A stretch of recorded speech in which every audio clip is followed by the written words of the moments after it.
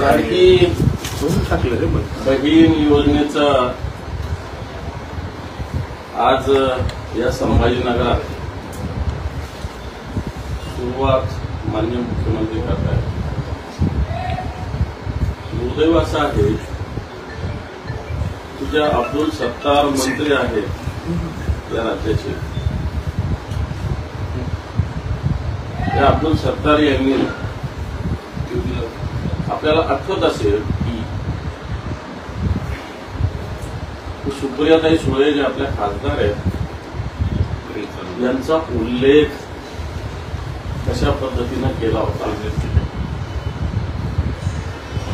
मला आठवतं अब्दुल सत्तार ज्यावेळेस उद्धवजींच्या मंत्रिमंडळात होते त्यावेळेस भारतीय जनता पार्टीनं त्यांनी कोणत्या तरी शेतामध्ये हनुमानाच्याहून काय काय शिवीगाळ केली होती ही मला असं वाटतं ही भारतीय जनता पार्टीनं लोकांसमोर आणलेली होती.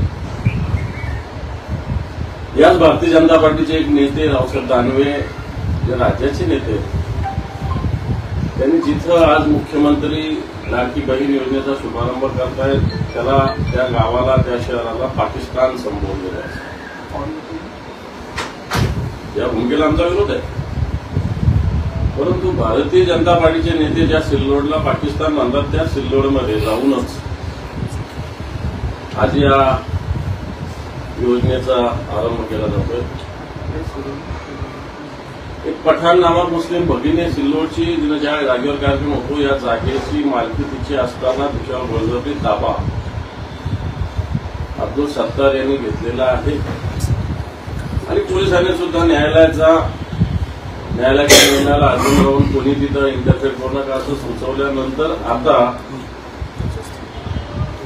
ती भगिनी न्यायालयाच्या निर्णयाच्या प्रतीक्षेत असताना याच पोलिसांनी अब्दुल सत्तार यांना त्या ठिकाणी कार्यक्रमाची परवानगी दिलेली आहे.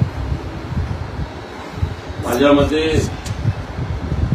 राज्याकडे आणि केंद्राकडे संपूर्ण चौकशीचं प्रकरण अब्दुल सत्तार यांचं पडू नये. कित्येक वर्षांनी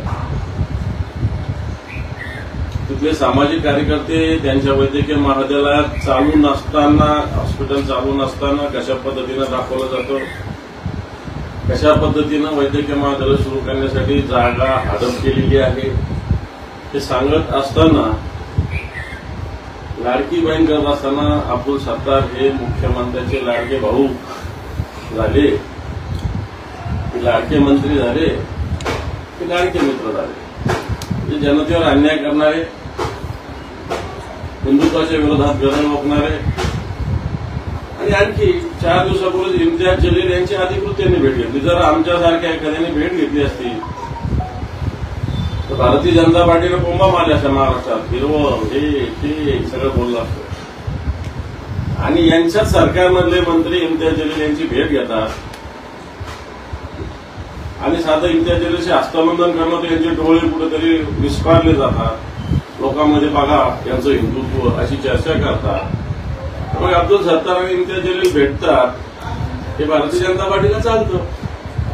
याचा दुसरा अर्थ असा आहे की इम्तियाज जलील भारतीय जनता पार्टीची देशांगिरी करतात का काय असा सुद्धा दुसरा अर्थ याचा निघू शकतो. आपण अशा स्थितीमध्ये आज मुख्यमंत्री येत असताना मुख्यमंत्र्यांनी आपल्या महाराष्ट्राचा एक तरुण याने ऑलिम्पिकमध्ये कांस्य पदक मिळवलं, स्वप्नील. या स्वप्नीलला कांस्य पदक मिळवलं, त्याला 1 कोटी रुपये सरकारने घोषणा केली, चांगली गोष्ट आहे. परंतु या स्वप्नीललाच ऑलिम्पिकला जाताना 25 लाख रुपये त्याचे रायफल, पिस्टल काय काय त्याला जे काही लागतात ते घेण्यासाठी देण्याचं आश्वासन दिलं होतं. परंतु त्यावेळेस कोणाकडे बघायचं नाही आणि त्याला यश मिळायला लागल्यानंतर त्याच्या मागे धावायचं. फक्त ते 25 लाख रुपये दिले असेल तर न जाणून एखादं कांस्याचं सुवर्ण स्वप्नेला मिळालं असतं. परंतु सरकारला सारासार अशा विषयाचा विसर पडत असतो. नोकरी सुद्धा जाहीर केली परंतु आधीचे खेळाडू. मला एक प्रकरण माझ्या कानी आलं की राही सरनोबत नावाची नेमबाजच आपल्या महाराष्ट्राचीच आहे. आशियाचा शिकार 2दा सुवर्ण पदक मिळवलं. कॉमनवेल्थ मध्ये सुवर्ण पदक मिळवलं, तिला नोकरीची घोषणा झाली. परंतु जनरली या खेळाडूंना नोकरी दिल्यानंतर 2 वर्ष प्रोबेशन पिरियड असतो आणि या प्रोबेशनमध्ये हे खेळाडू खेळण्यातच दंग असतात आणि ते असलंच पाहिजे. त्याच्यासाठीच आपण त्यांना नोकरीचं संरक्षण देत असतो.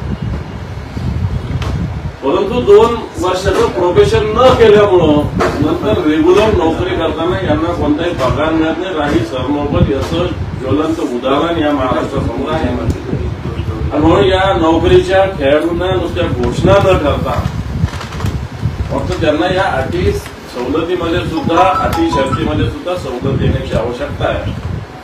हे तर आहे सरनोबतचं उदाहरण आहे. 6 वर्षांनी तिला पगार काढणार आलेलं मी माहिती घेतली विभागाकडून. 6 वर्ष झाली तिला पगार सुद्धा मिळाले नाही. आपण सोपेल तसं होऊ नये याची खबरदारी सरकारने घ्यावी. आज अशा वेगवेगळ्या बातम्या येतात की सगळ्या विकास कामं बंद करून मंत्रालयामध्ये सचिव सगळ्या बैठका घेतात. सगळ्या डिपार्टमेंटचे विकास कामं बंद आहेत, सगळ्या योजना देणं बंद आहे आणि सगळा निधी हा लाडकी बहीण योजनेला द्यायचं हे सरकारने ठरवलेलं आहे. माझं मत आहे लाडकी बहीण योजना निश्चित करावी. परंतु करत असताना आज राज्यातले विकास कामं ठप्प आहेत.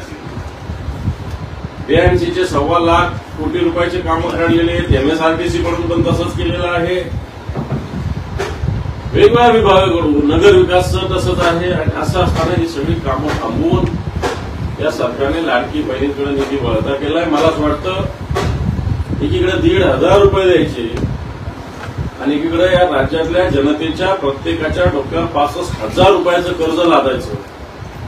कारण आज जर बघितलं तर 7,88,000 कोटीचं कर्ज आपल्या राज्याच्या डोक्यावर आहे. 1,500 रुपये एकीकडे लाडक्या बहिणीला द्यायचं. किती बहिणीला मिळतील हा आपण पाहू. परंतु प्रत्येकाच्या बहिणीच्या डोक्यावर 65,000 रुपयाचं कर्ज लादायचं. अशा प्रकारची स्थिती सरकारने या राज्याची निर्माण करून ठेवलेली आहे. आता आपल्या माध्यमातून जनतेमध्ये निश्चित हा विषय जाण्याची आवश्यकता आहे. कारण विकास कामं सुद्धा आपल्याला ठीक आहे, आपण नवनवीन योजना आणा, परंतु विकास कामं ठप्प करून कसं जाणार आहे. आज राज्यातले अनेक रस्त्यावर खड्डे पडलेले, खड्डे बुजवायला सरकारकडे पैसे नाही. अशा प्रकारची स्थिती आहे. सार्वजनिक बांधकाम विभागाचे अनेक रस्त्यावर खड्डे पडलेले, पण याचे खड्डे सुद्धा बुजवले जाऊ शकत नाही. अशा प्रकारची स्थिती आहे. वेगवेगळ्या शासकीय हॉस्पिटलमध्ये औषधाची व्यवस्था करायची तर औषधं सुद्धा खरेदी नाही. अशा प्रकारची या राज्याची स्थिती आहे. मला वाटतं एकीकडे अशा प्रकारची स्थिती असताना अशा प्रकारचा डामडोळ करायचा. जाहिरातीवर शेकडो कोटी रुपये, जवळपास 250-300 कोटी रुपये या लाडकी बहिणीवर 272 कोटी रुपये जाहिरातीवर खर्च केले जातात. प्रत्यक्षात जनतेला औषध सरकारी हॉस्पिटलमध्ये भेटत नाही. लोकांना खड्डे मुक्त रस्ता भेटत नाही. अशा प्रकारची स्थिती या राज्याची करून ठेवलेली आहे. आणि मला असं भारतीय जनता पार्टीनं एक 10 वर्षापूर्वी जाहिरात केली होती, कुठे नेऊन ठेवला हा महाराष्ट्र. वाटतं या सरकारने कुठे नेऊन ठेवला हा महाराष्ट्र पुन्हा एकदा विचारायची वेळ आलेली.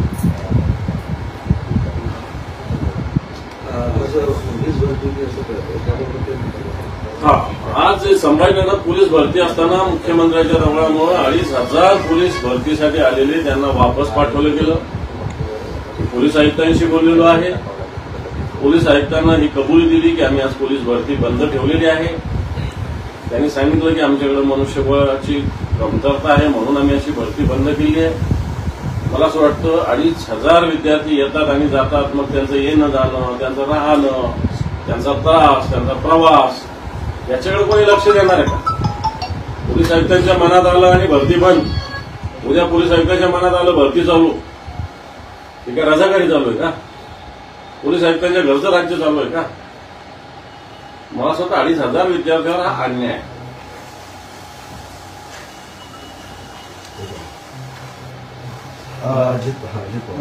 अजित पवार असं म्हटले की त्यांचा जो साडी घालून विवाहाचा प्रवास करणार मी असं काही बोललो नाही. आणि दुसरा विषय आहे, जर हे सिद्ध करून दाखवलं तर मी राजकारण सोडेल असं ते म्हणतात. नाहीतर जे सांगतात त्यांना बघून घेईल. काय बघून घेणार अजित दादा. आरोप करणाऱ्यांना अडकल नाही असं देखील ते बोलले. मी आरोप करतो. काय बघून घ्यायचं बघून घ्या. अजितदादांनी दिल्लीमध्ये पत्रकारांसमोर कबूल केलेलं आहे. एखाद्या दुसऱ्या माणसानं चुकीच्या नावाने प्रवास केला तर सरकारने काय केलं असतं. स्वतः अजितदादा कबूल करतायत. माझं म्हणणं अजितदादाचं वर्षभराच्या प्रवासाचं डिटेल्स काढा. चुकीच्या नावानं खोट्या नावानं गेले असेल तर कारवाई करा. दुसरा माणूस गेला असता तर काय झालं असतं? सरकारने काय कारवाई केली असती? लाज वाटत नाही समर्थन करता अशा गोष्टीचं? चुकीच्या नावानं जा ना, उघड माथ्यानं जा ना. मराठा माणूस आहे अजितदादा असं उघड माथ्यानं जा ना. अमित शहाला भेटा नाही तर नरेंद्र मोदीला भेटा नाही तर अन्य कोणाला भेटा ना दम असेल तर. चोरून लपून का भेटता? तुम्हीच कबूल केलंय मी मास्क लावून जायचो, मी टोपी घालून जायचो. मला असं वाटतं कायदा आणि सुव्यवस्थेच्या दृष्टीनं सुद्धा धोकादायक आहे की अशा पद्धतीनं खोटं नाव धारण करून नावाचं शॉर्टलिस्ट करून मी तर म्हणेल मी तर त्या कोणत्या कोणत्या विमानानं प्रवास केला त्याचा त्या विमान कंपन्यांवर सुद्धा कारवाई झाली पाहिजे. अशा शॉर्ट नावामध्ये देत नाही. विमान कंपन्यांनी पूर्ण नाव बघितलं पाहिजे. म्हणजे कोणी सांगेल ए दानवे, बी दानवे, हा ए पवार, एस पवार असं थोडी जमणार आहे. मग एखादा जाईल बीडी कसा चालेल का? म्हणून खरं तर मला असं वाटतं लाज नसल्यासारखं समर्थन करताय. माझं म्हणणं या सगळ्या विमान तिकीट सगळे काढले पाहिजे. विमान कंपन्यांवर कारवाई केली पाहिजे. जो प्रवास करतो त्याच्यावर सुद्धा कारवाई झाली. सामान्य माणसाने असं केलं असतं काय केलं असतं पोलिसांनी? हा माझा प्रश्न आहे. तुम्ही आव्हानच दिले की बघून घ्यायचं काय बघून घेणार? अजितदादा रिपोर्ट घालून पाहिलेलं आहे भारतीय जनता पार्टीच्या भीतीने. अजितदादा काय बघून घेणार? चौकशीच्या भीतीनं पळून गेलेला माणूस काय बघून घेऊ शकतो कोणाला? दादा म्हणतात दादा मी दादाच म्हणतो काय प्रॉब्लेम? दादा याच्यासाठी म्हणतात की त्यांचा शब्द असा असतो की जरब असा आहे की दादा त्यांना असं मला तुम्ही बघून घेत तुम्ही मला काही आता जर बिरब अजितदादाचे राहिले. अजितदादांना शेपूट घातले. भारतीय जनता पार्टीच्या ईडीच्या कारवाईला घाबरून गुपचूप तिकडे गेलेले ते. त्यामुळे त्यांना काय दादा म्हणण्याला अर्थ आहे? तर दुसरं काय तर म्हणले नाही दादा म्हणायला काय अर्थ आहे पुढे दादा दादासारखं राहायला पाहिजे. चोरून लपून पुढे जात असतो का तो दादा? चोरून लपून जाणारा दादा कसा होऊ शकतो? उघड माथ्याने जाणारा माणूस दादा होऊ शकतो. झालं का? पौर्णिमेला माहिती सोलपूर मामा दुसरं चंद्रकांत खैरे म्हणतात की त्यांना पश्चिम मधून विधानसभा निवडणूक लढवायचे. गद्दाराला काढण्यासाठी मला वाटतं राज्याच्या विषयावर आपण प्रश्न केलेले